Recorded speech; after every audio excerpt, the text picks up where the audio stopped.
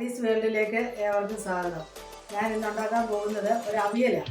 അതെങ്ങനെ ഉണ്ടാക്കുന്നതെന്ന് നമുക്കൊന്ന് നോക്കാം. നമുക്കതിന് വേണ്ടുന്ന സാധനങ്ങൾ: അവിയലിൻ്റെ കഷ്ണം വേണ്ട അരിഞ്ഞ് വെച്ചിരിക്കുകയാണ്. അതിനകത്ത് ക്യാരറ്റ് ഉണ്ട്, വെള്ളരിക്ക ഉണ്ട്, ഒരു ചെറിയ ചേമ്പ് ഉണ്ട്, അതുപോലെ വഴുതനങ്ങ, ഏത്തക്ക അരിഞ്ഞത്,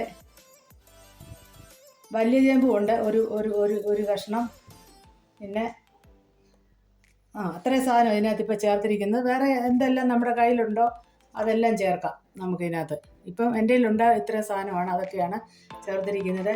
അതിനു വേണ്ടി ഒരു 5 പച്ചമുളക് അരിഞ്ഞത്, കുറച്ച് മഞ്ഞൾപ്പൊടി, പുളിക്ക് വേണ്ടി തക്കാളിക്കായ ചേർക്കാം, മാങ്ങ നമുക്ക് അരിഞ്ഞ് ചേർക്കാം, ഇല്ലെങ്കിൽ തൈര് ചേർക്കാം, എല്ലാം നമുക്ക് അങ്ങനെ എല്ലാം ചേർക്കാം.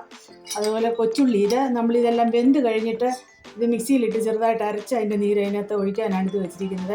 ആവശ്യമായ കരിയാപ്പില, അതിനുള്ള വെളിച്ചെണ്ണ, അതിനുള്ള അരപ്പിന് വേണ്ടി ഒരു അരമുറി തേങ്ങ, കുറച്ച് കൊച്ചുള്ളി, ജീരകം, മഞ്ഞൾപ്പൊടി, ഇതെല്ലാം കൂടെ ചേർത്ത് നമുക്കൊന്ന് അരച്ചെടുക്കാം. നമുക്ക് ഇതൊന്ന് ചതയ്ക്കാം. അരയണ്ട, ചതഞ്ഞാൽ മതി. ഇതിന് നമുക്ക് അടുപ്പത്ത് വെച്ച് വേവിക്കാം അതിൻ്റെ കഷ്ണങ്ങൾ.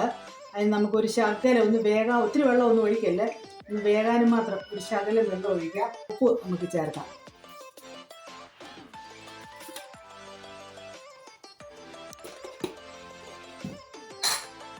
അടുപ്പത്തോട്ട് വെക്കാം.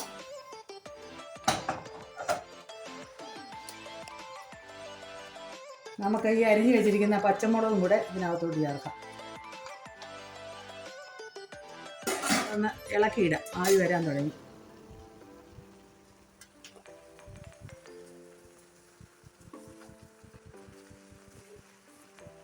ഒന്നുകൂടെ ഒന്ന് ആവി വന്നൊന്ന് വേകട്ടെ. വെന്തിട്ടുണ്ട്. ഇനി നമുക്ക് അരിഞ്ഞു വെച്ചിരിക്കുന്ന തക്കാളിക്ക അതിനകത്തോട്ട് ചേർക്കാം.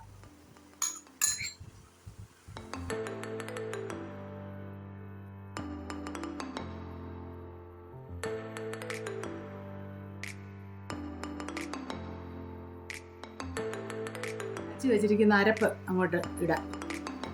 കഷ്ണമൊക്കെ നല്ലതായിട്ട് വെന്തിട്ടുണ്ട്. പിന്നെ നമുക്ക് അരപ്പ് ചേർക്കാം. അതിൻ്റെ കൂടെ തന്നെ കരിയാപ്പില അങ്ങോട്ട് ഇടാം. ഈ അരപ്പ് വേകാനായിട്ട് ഒന്നുകൂടെ അടച്ചു വെക്കാം.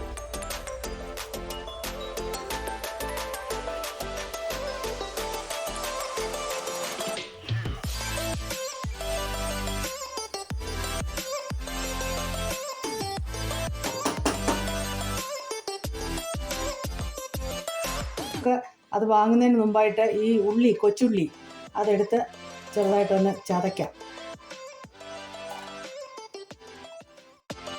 അവിയൽ ഇവിടെ വെന്തിട്ടുണ്ട്. നമുക്കൊരു 2 സ്പൂൺ വെളിച്ചെണ്ണ അങ്ങോട്ട് ചേർക്കാം.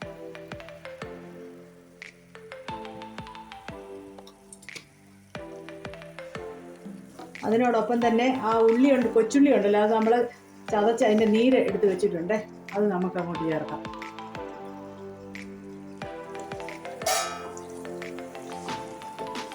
അങ്ങനെ ചെയ്യുന്നുണ്ടെങ്കിൽ നല്ല മണം കിട്ടും. ഈ അവിയലിന് എല്ലാവരും അങ്ങനെ ഒന്ന് ഉണ്ടാക്കി നോക്കണം. നല്ല ഒരു പ്രത്യേക മണമാണ് അവിയലിന് ഈ ഉള്ളി ചേർക്കുമ്പോൾ.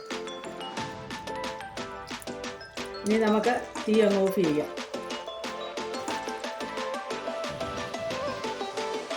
രുചിയും മണവുമുള്ള അവിയൽ ഇവിടെ തയ്യാറായിട്ടുണ്ട്. എല്ലാവരും ഇത് ഉണ്ടാക്കി നോക്കണം. അറിയാത്ത കുട്ടികളൊക്കെ ഇത് പരീക്ഷിച്ച് നോക്കണം. വളരെ രുചിയാണ്. ഞാൻ ഈ കാണിച്ചതുപോലെ ഉള്ളിയൊക്കെ ചേർത്ത്, ഉള്ളിയുടെ നീരൊക്കെ ചേർത്ത് ചെയ്യുവാണെങ്കിൽ. ഞാനിവിടെ എൻ്റെ വീഡിയോ അവസാനിപ്പിക്കുവാണ്. വീണ്ടും ഒരു വീഡിയോയുമായിട്ട് കാണുന്നിടം വരെ ബൈ.